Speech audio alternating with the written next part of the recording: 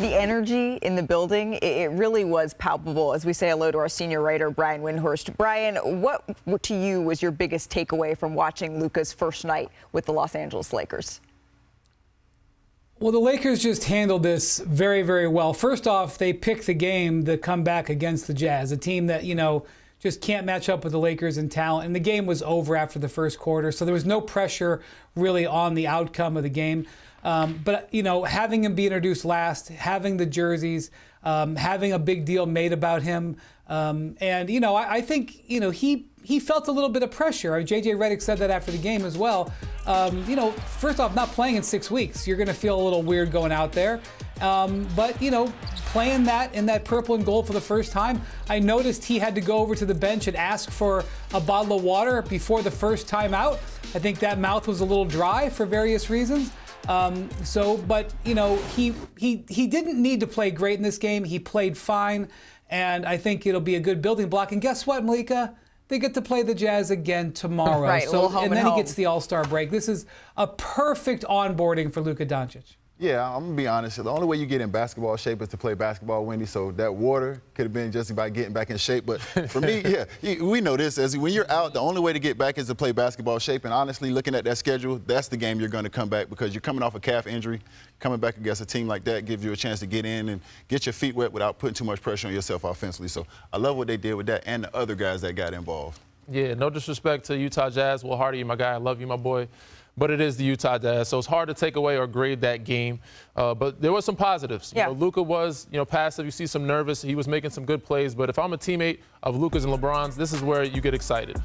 Every time they went to the paint, there was gravitational pull. You get easy lobs, corner threes. They're just finding guys. So, this is kind of resurgence of other guys. This may not happen throughout the whole season. Yeah. But last night, and I'm sure Luka's going to continue this his first couple games as he gets back in shape and gets his feet wet, he's going to be very passive and looking for guys to get open looks. The only person who was smiling, I think, bigger than Luka Doncic last night, I was in the building for the game, was Jackson Hayes.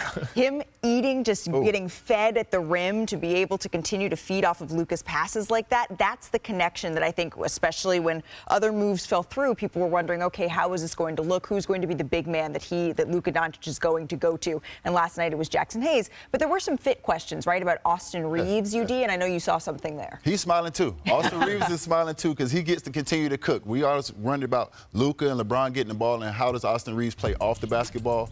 They put the ball in his hands. Luka and LeBron can play off the basketball because they're going to get so much attention that Austin Reeves can go cook and do his thing. And also Gabe Vincent. Gabe Vincent's a guy who they didn't really know what to do with the last couple games. His last 2 games, he's been in double figures. So the others are getting involved, and LeBron James is the best in breathing life into his teammates. They're getting confidence right now. That's going to help in the long run. I think it's going to take some time, right, for these new look Lakers to figure out their gelling, their chemistry. But night one, it's shown that Luka and LeBron, they're able to adapt to each other, I think, on the court. The Lakers, they outscored the Jazz by 17 points in the time that they shared the floor together. And the offense, it really stood out. Look how efficient they were during those minutes. Let's take a listen to Luka on playing with LeBron.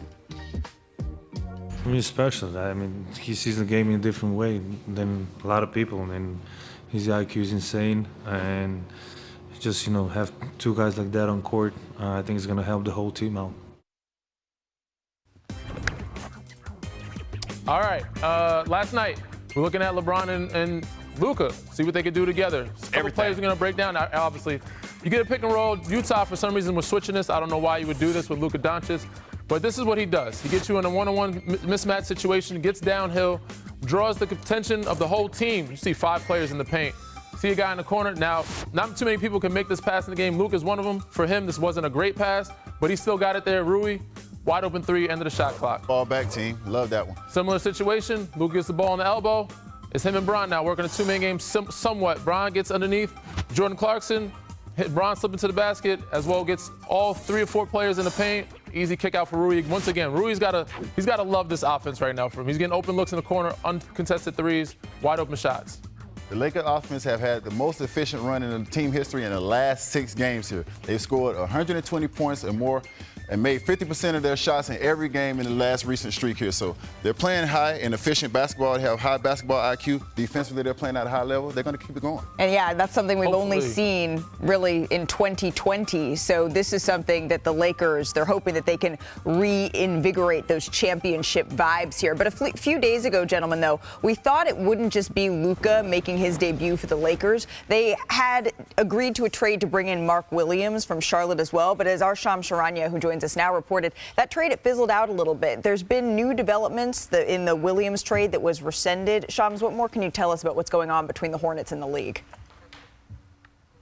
Malika, the Hornets are in contact with the league office to explore disputing the Lakers failing Mark Williams' physical exam. Essentially, the Hornets are questioning the validity of the failed physical exam conducted by the Lakers and weighing potential options to appeal. As we reported over the weekend, the Lakers failed Williams on his physical exam after acquiring him in a trade for Dalton Connect, a first-round pick and a pick swap. And they found multiple issues, from my understanding, in the physical exam not related to his back. So where we stand here are the Hornets and Lakers clearly on opposite ends of where this is all at. The Hornets believe that Williams is healthy, that he has a long career ahead of them, but clearly the Lakers felt like they found something in there that gave them pause, failing the physical and rescinding and nixing the trade. Okay, so then on the Lakers side of all of this, I think the question is, now that the deadline is passed, what other options do they have at center here, Shams?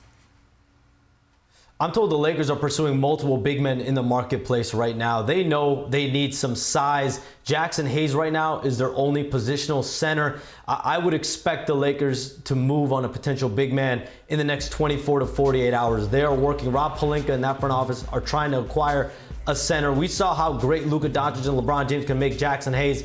Getting another big man there is of the utmost priority right now for the Lakers. Yeah, and Luka Doncic said that that's really the thing that he wants to make sure this roster has. Shams, thank you. We're going to continue to follow this story as the Lakers still hope to add a big here. But our reporter covering the Lakers, Dave McMenamin, joins us now. Dave, fans were filing into the arena an hour and a half before tip-off to see the first ever time Luka Doncic was in this jersey. How was he received by fans? It was a spectacle, Malika, and it wasn't just the Lakers placing 18,997 number 77 gold T-shirts on the seats. It was playing some Serbian music over the loudspeaker to make Luka feel right at home during pregame warm-ups. Every fan you saw in the building pulled out their cell phone and were seemingly recording his every movement. And he was putting on a show. Behind the back passes in the first quarter to Rui Hachimura, the lob to Jackson Hayes. His first time running out the tunnel for pregame warmups, he goes down the layup line, throws a trick shot off the shot clock that falls right into the basket. He recognized that this is a stage and he was ready to perform. For this fan base has been waiting almost a week and a half to finally see him in uniform since the trade happened. Yeah, it was me. I was one of those fans because you can't help but be just a basketball fan when you're watching history like that. You want to record every single second. Before we let you go, Dave, LeBron, he did leave late in this game after taking a hit to the abdomen. He didn't return. JJ Redick said he was hopeful that LeBron and Luka Doncic would play in Utah this week. What more can you tell us about their availability? Yeah, certainly. LeBron exited the game in the fourth quarter with about 11 minutes to go. The Lakers were blowing the Jazz out. He went to the back tunnel. It appeared to be stretching out his lower abdomen. A source familiar with LeBron's injury status told me, quote, he's good. And when he was leaving the locker room last night, he didn't speak to the press, but had a brief conversation with a couple of us reporters and said, see you in Salt Lake City. That, combined with JJ Redick's message, makes me believe that we're going to see him on the court so the Lakers can try to finish off this momentum they've been building leading up to the All-Star break. They've won 12 out of 14. They can make it 13 out of 15. They're number 3 in the Western Conference standings. And based on what JJ said, I think we're going to see Luka Doncic out there again, only with still a minutes restriction. He played 24 minutes in his debut. I'm told that minute range will be anywhere in the 25 to 30 minute range. Yeah, you have to imagine that part of the reason that he did didn't reach that 30 minutes restriction was because it was a blowout game. We hope to see both of these stars on the floor in Utah. Dave, thank you so very much. We haven't seen Luka, and we haven't seen the Lakers, rather, play this consistently well since their 2020 championship. That was the last time the Lakers had multiple 6-game winning streaks in a season. That was that 2020 campaign that, Danny, you are very familiar with, my friend. Part of. Here was Luka when he was asked just how dangerous this team can be. Very dangerous. I think the ball was moving very well on offensive end. I think we can lock down a lot of players. So I was just happy to be on the court again. Very dangerous. All right, those are Luka's adjectives. So, UD, what about you? Fill in the blank for me. This Lakers team, as currently constructed, could be in the Western Conference Finals. Oh. I was very encouraged by seeing them play small ball last night. I was very encouraged by seeing Austin Reeves and the others continue to get going. And I'm also encouraged just focusing on what goes forward, because nobody plays really big basketball anymore. Nobody's going into the bigs. Now, if they see Joker, they might have an issue, but leading up to that. They know that, too. History tells them that. I'm encouraged with that small lineup. Yeah, based on matchups, they could get to the Western Conference Finals. I'm not too sold yet. It's the Utah Jazz. It's hard to grade that game. But offensively, they look very explosive. Love what they can do. AR, Gabe Vincent, the others, Rui, all these guys are, licking their chops, getting excited about, the opportunities they have to come.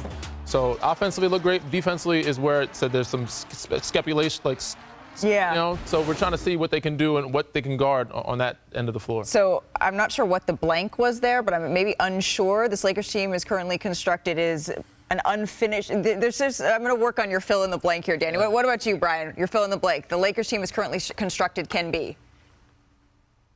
I think they can be a first-round playoff winner. I think they're really playing well over the last month, especially defensively. I like that Austin Reeves is playing some of the best basketball we've ever seen, and it looked like the game plan last night was to keep him involved. I think, as UD said earlier, him getting over 20 points last night and keeping that streak going was important. It's just going to really come down to the matchups. I think there are teams in the West that the Lakers are going to be able to handle, but if a team has a lot of size and can punish them on the inside, especially in a 7-game series where you can really game plan, I think it's going to be hard. I'm giving the Lakers a pass on expectations for this season. I know that's not something that maybe people want to hear. Their roster is imbalanced. It's not totally their fault. The trade fell through.